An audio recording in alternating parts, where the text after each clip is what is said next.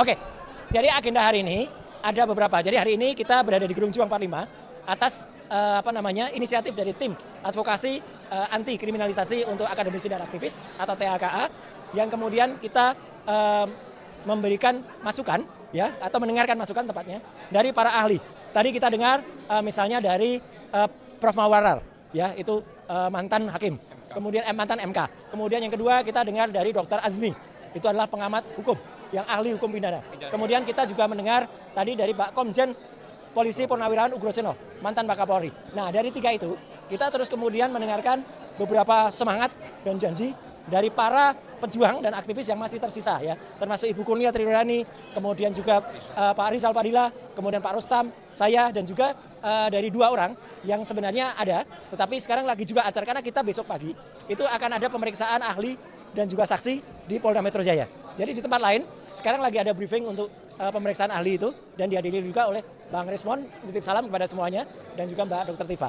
Dan saya sendiri ada di sini. Jadi intinya kita tadi memberikan semangat untuk tiga sahabat kita yang besok Kamis akan menjalani pemeriksaan ya di Polda Metro Jaya. Pemeriksaan yang pertama selaku TSK. Saya sudah mengalami bersama dengan Bang Resmon dan Dr. Tifa, dan kami sudah konon sudah dilimpahkan. Tapi intinya begini, kita ingin membuktikan kepada masyarakat, dan kita insya Allah ya di depan Allah Subhanahu Wa Taala, di depan masyarakat Indonesia, kita ingin bersikap dengan tegas. Kita tidak ingin kemudian ada kasus-kasus yang bisa melemahkan kami semua. Upaya-upaya pemecah belahan seperti yang pernah dilakukan beberapa puluh tahun atau beberapa ratus tahun yang lalu terhadap Indonesia, yang dilakukan Kompeni, itu terjadi lagi. Kalau kita berada di Gedung Juang ini, kita lihat gedung ini tidak akan ada tanpa perjuangan para pahlawan kita. Tapi para pahlawan kita dulu itu bisa kalah. Pangeran Diponegoro berhasil ditangkap gara-gara ada Waduh, bawa sejarah pahlawan nih. Siapa ya kira-kira yang dibilang pengkhianat itu? Sepil nggak ya? di dalam rombongannya. Cut Nyadin bisa ditangkap gara-gara pengkhianat juga. Demikian juga Tengku Umar dan lain sebagainya. Nah, hampir saja tim ini itu juga dikhianati oleh dua orang. Saya tidak perlu sebutkan siapa.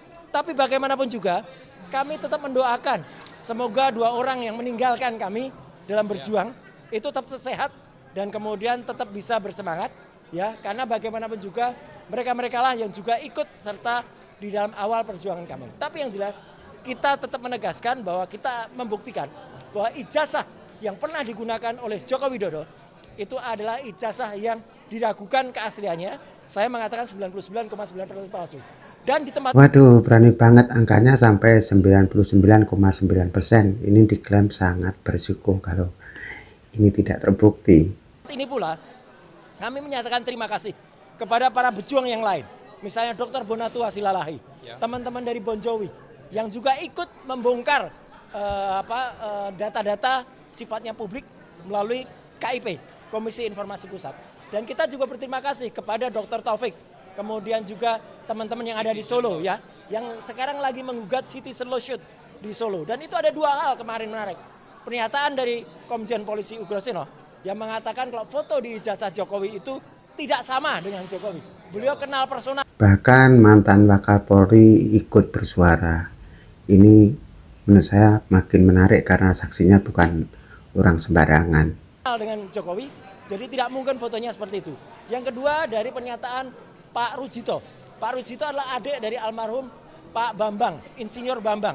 Pak Insinyur Bambang adalah mahasiswa kehutanan angkatan 79, kakak kelasnya Jokowi, tapi lahir wisudanya itu adalah sama dengan Jokowi pada tahun 1985. Ijazahnya ditunjukkan, boleh difoto, boleh dipegang oleh masyarakat, dan bahkan selain ada watermark, selain ada emboss, ada juga hologramnya. Jadi itulah ijazah asli. Dan pada saat itu kalau hakim mau jujur, kalau pengadilan Indonesia jujur, hakim sebenarnya sudah bisa tahu mana ijazahnya Jokowi. Tidak bisa dihadirkan ya oleh kuasa hukumnya Pak Supan atau siapa itu namanya ya. Dan padahal ijazah asli pembandingnya ada. Jadi makanya kejujuran penting. Mana katanya Joko Widodo yang akan datang di sidang? Saya akan tunjukkan di pengadilan. Mana? Inilah yang ditunggu-tunggu netizen. Buktian langsung di depan hakim. Bakal datang nggak ya? Beberapa kali sidang Citizen Lawsuit nggak pernah datang. Dia hanya mengatakan saya akan hadir nanti. Sidang kami itu sebenarnya intinya adalah bukan sidang ijazah. Sidang kami nanti adalah pencemaran dan kemudian fitnah. Tapi untuk sampai ke sana, coba dengarkan statement dari Profesor Komarudin Hidayat, dengarkan statement dari Profesor Jimli Asidiki, dengarkan komentar dari Profesor Mahfud. Tidak bisa disidangkan kalau ijazahnya belum dibuktikan keasliannya dulu. Jadi ijazahnya itu harus dibuktikan dulu. Dan ijazah yang membuktikan keaslian itu yang ada di citizen lawsuit, yang ada di perdana, yang ada di perdata atau ada tempat lain. Jadi sekali lagi putusan citizen lawsuit, putusan pengadilan yang lain itu ditunggu ya sebelum menyidangkan kami. Kami ini sebenarnya nggak bisa disidangkan kalau belum ada putusan tentang ijazah itu asli atau palsu. Yang inkrah ya. Jadi hari ini saya didampingi beberapa kuasa hukum saya ya, ada Pak Azamkan, ada Pak Gafur, ada juga Pak Bahar, ada juga siapa lagi? Ya, yang pokoknya semua yang ada di sini ya. Ada Pak Samsir juga tadi, di bawah koordinator Pak Petrus Alistunus, di bawah koordinator Pak Ahmad Kosinudin. Ini kita sama dan tentu di bawah Pak Abraham Samad. Kita ingin memberikan semangat dan memberikan janji kepada rakyat Indonesia. Jangan khawatir, kita tidak akan goyah, kami tidak akan goyang lagi, kami tidak akan tiba-tiba hilang, tiba-tiba tampak nyetir mobil mewah. Ya, itu. Waduh, sindirannya tajam banget. Kira-kira siapa yang dimaksud mobil mewah itu, Bos? Enggak ya, kita tetap amanah, kita tetap kusuk, ya. Warnanya nggak usah, nanti ketahuan siapa, ya. Saya hanya bilang mobil mewah kok. Nah, jadi kami tentu saja tetap berjuang dan kami tetap akan terus bersamai dan kami tetap berjanji, kami tidak terima uang haram. Wah, kami nggak terima uang haram. Mungkin ada tambahan dari kuasa hukum? Ya, jadi gini, kalau bicara berkas yang sudah dikirim tahap 1 itu sebenarnya tidak sempurna. Kenapa? Karena sudah diajukan ahli. Ahli itu sejak bulan 7 sampai 2 kali kita mengajukan, itu tidak pernah ada pemeriksaan sama sekali, termasuk saksi agdecat. Nah, harusnya itu dilengkapi semua, termasuk yang sisanya 3 orang ini, baru bisa itu dikategorikan dinaikkan untuk tahap 1. Mungkin dilanjutkan Bang Sangaji. Bang Sangaji? Mas Roy izin ya. Ya, silakan. Bahkan ada satu hal yang sebetulnya krusial, yaitu penyidik tidak melaksanakan komitmen pada saat gelar perkara khusus pada sesi pertama. Ya. Jadi pada saat kami gelar perkara khusus pada sesi pertama, kebetulan yang hadir juga Bang Azam kan, ya, itu penyidik bersama tersangka dan tim kuasa hukum telah membuat kesepakatan bersama bahwa mereka akan prioritas untuk mendengarkan dan memeriksa keterangan saksi meringankan, saksi adecat dan ahli meringankan. Pada saat Mas Roy kemudian bersama kami tim kuasa hukum mengumumkan 7 nama yang dilaporkan di Polda Metro Jaya yang notabene adalah pendukung Pak Jokowi, beberapa jam kemudian ada 2 orang sowan ke Pak Jokowi. Ya. Dan setelah sowan ke Pak Jokowi keluar SP3. Aneh. Begitu keluar SP3 tiba-tiba. Nah, ini sisi hukumnya pengacara merasa tidak ada ketidakadilan atau standar ganda dalam penegakan hukum. Berkas dilimpahkan. Loh, ini penegakan hukum macam apa? Katanya semangat kita adalah KUHP yang baru.